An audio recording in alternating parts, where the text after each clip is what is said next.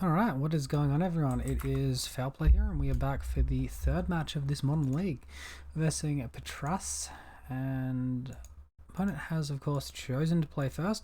Our hand is a keep. It's sort of aura lacking a little bit, but at least we've got our two best auras in the deck, so we can really be quite aggressive as long as we resolve our turn 1 creature. And then yeah, should be pretty good from there. It's Tron. That sucks. Hopefully it's regular Tron and not Eldrazi Tron, because I can't beat a Chalice on one here.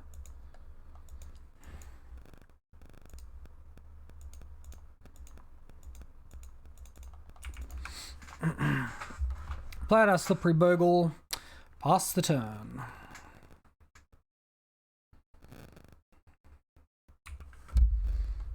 Opponent appears to be settling for just Tron mana.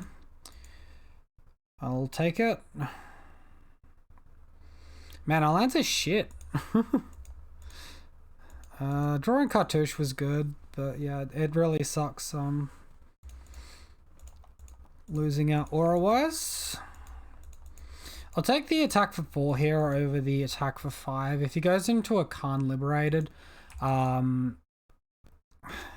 I at least keep a Rancor afterwards, so I at least end up keeping a 3/3 first striker. If it's Wormcoil Engine, I'm missing out on Vigilance, and I'm sort of gearing up to try and maybe beat a Ugin at 8 mana. If my opponent, of course, has all his DOS, we're just doomed.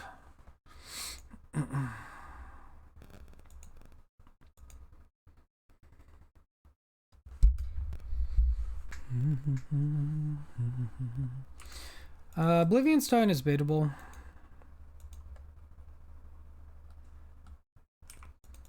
So he can't play Oblivion Stone and crack it in the same turn because that costs 8 mana. So he's just committing it to the board and doing some other stuff. Hopefully this is the turn where we draw Totem Armor. Be really, really nice.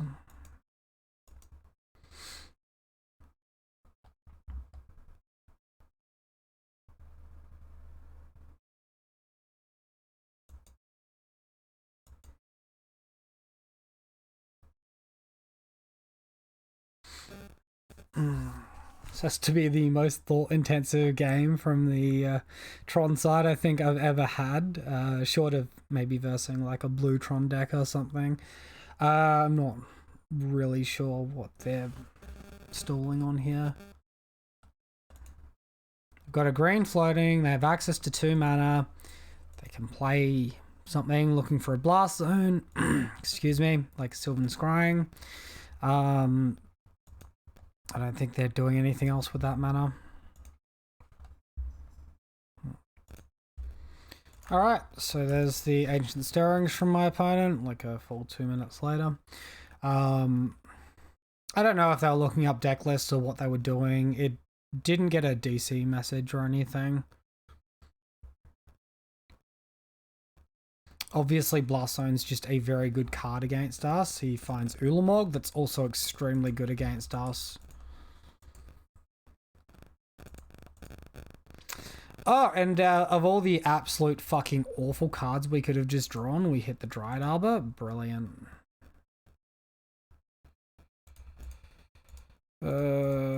That's absolutely woeful. I guess I actually play the Dryad Arbor there because it plays around Oblivion Stone still. It's not the same. It's just not the same.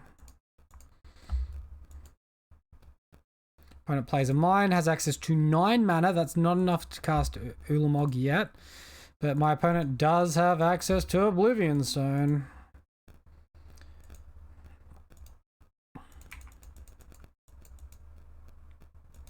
And despite my best efforts by playing arguably the worst land, we still continue to flood out. This is a joke, man. That is pathetic.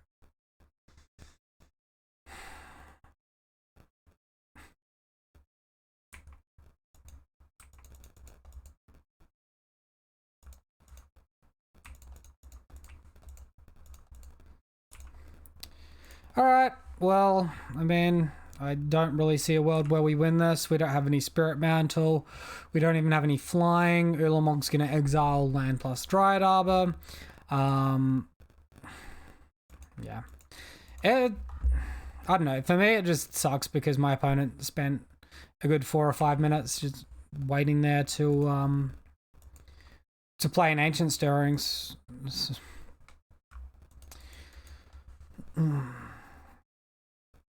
Although he cycles Chromatic Star into Sanctum of Ugin, so is he 1 mana short of this now? Khan minus, transfer Sanctum, lose Sanctum if he chooses to do that ability. Chooses not to. So he's got guaranteed Ulamog next turn. If only we had some way to interact with my opponent's absurd amount of mana. He actually goes after the mana confluence instead of the Dryad Arbor there. That seems maybe a little bit silly to me. We draw our Hexproof guy. That's not actually the worst. Let's kill Khan. I don't think we actually have a land to fetch other than the basic plains if we play that Windswept Teeth there. So we're just going to play the Scout. So he's likely going to go after Temple Garden plus Rancor here.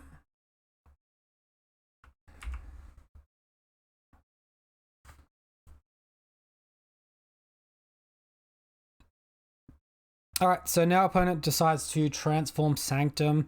Probably gets Ulamog now. Honestly, I don't know why he didn't... Sorry, probably gets Ugin now. But honestly, he should have done that last turn instead of keeping it for Ulamog. Ugin Neg is just enough to beat us, right? And I'm not even seeing counter magic here. Oh, he's just chaining the Ulamogs? Fuck me, man.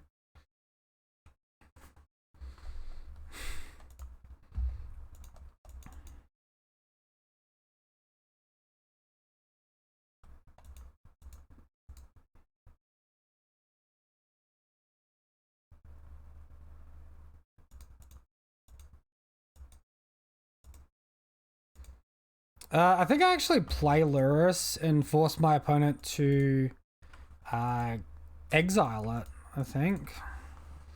Because he's probably going to attack for 20, make us mill a bunch, then play the next one, keep the untapped one, exile 2 of my things.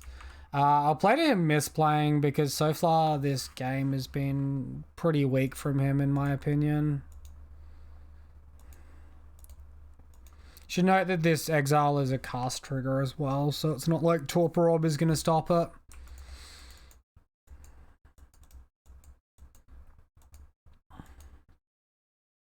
Maybe he's like not... Okay. Are we going for Ensnaring Bridge here or Walking Ballista on 1? Cool. Alright. I was about to say, maybe he's not aware of Magic Online and wrong click, like misclicks like the wrong guy or something.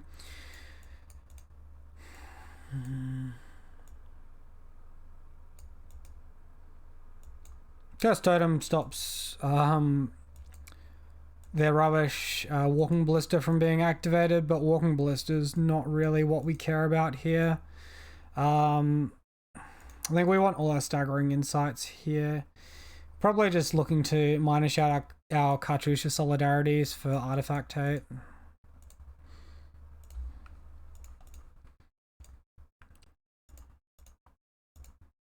Alright, on the play, we have Totem Armor. It's pretty slow and shit outside of that. I honestly think we can do better, but because Daybreak Coroner and Totem Armor are here, I'm going to keep it. We only have 4 Totem Armor effects in this deck. Maybe Totem Armor just stonewalls my opponent. Maybe.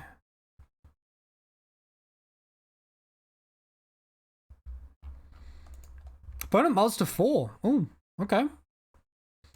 Okay. I mean, it is Tron. They do mulligan extremely well. Keep their mana sources and draw all gas.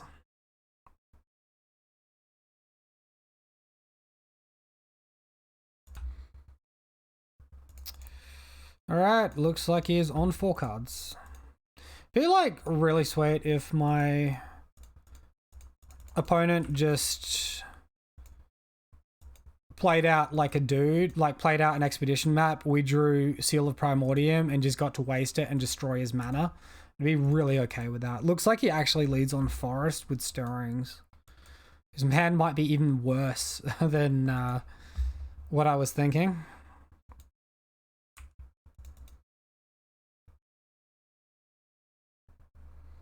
Alright, that seems like a pretty decent draw. I will keep the Windswept Heath here. Because there is a reasonable likelihood that we might need Dryad Arbor.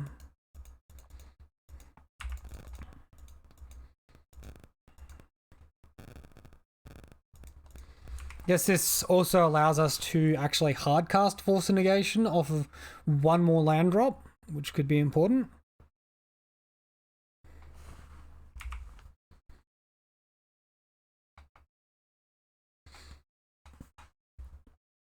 Opponent Playstar misses land drop. Look, if there's like ever a time to just be extremely aggressive, it's here. I am taking one more point of damage there than I need to. I'm just being lazy. Because I can use the shortcut where it uses the first option, which is W. Hold W when I right click my land and it will tap for the first option, the top option.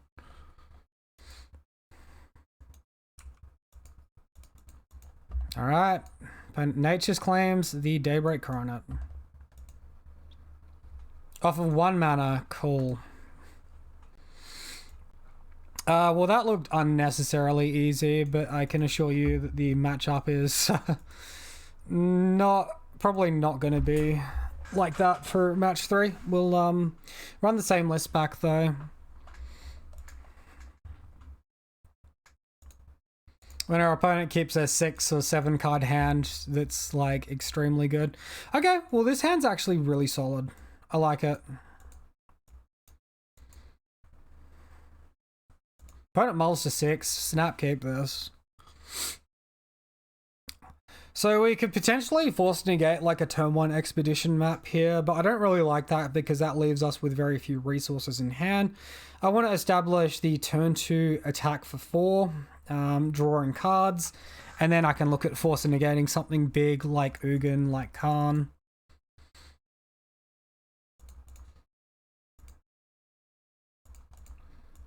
Counter point is we can just force a negation, pitch force a negation. That will also work.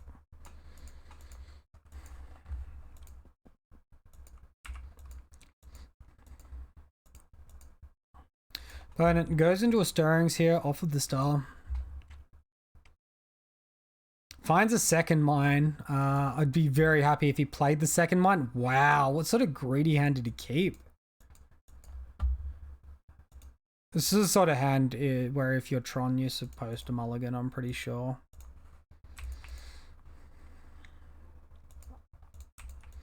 In my not so humble opinion. Of course, I've only played traditional Tron once, Eldrazi Tron a handful of times, and I did okay with Eldrazi Tron, but with traditional Tron, I actually did pretty poorly.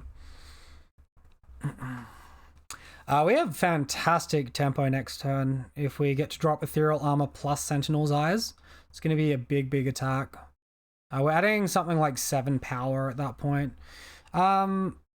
We could fight over our opponent's Sylvan Scrying, but I honestly don't see a point to. We might as well fight over the big effect. Opponent finds a power plant, plays the power plant.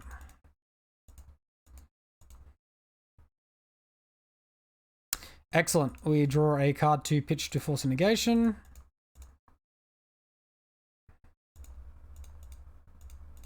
So we go from 4 power up to 11. So I did count right. That was a gain of 7.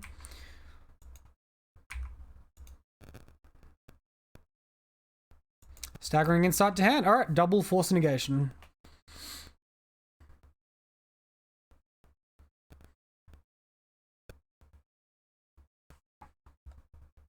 What do you got, opponent? What do you got? I want to counter it just for the sake of countering it.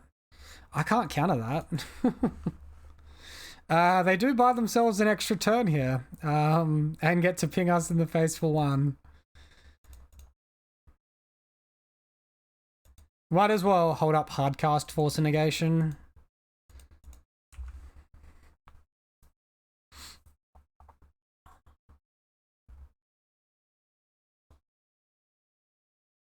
Actually, do we hold up Hardcast Force of Negation? They've got access to 6 mana, so they could go to 9 if they hit exactly Tower. Which means they can't Ulamog, and Ulamog's really all I care about.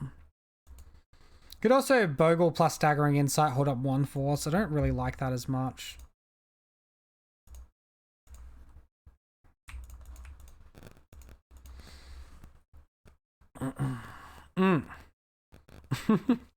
It's probably a little bit pointless countering the Chromatic Star there, but yeah, it's on the Exile, it was a star.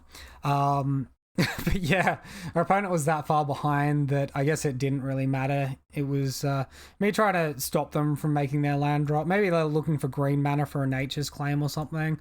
But yeah, I'll definitely take that one. That was certainly a match though where we won because of our opponent's own inconsistencies, not because we did anything particularly special in the matchup. But yeah, big thank you all for watching. Have a wonderful day. I'll see you next time. Thanks.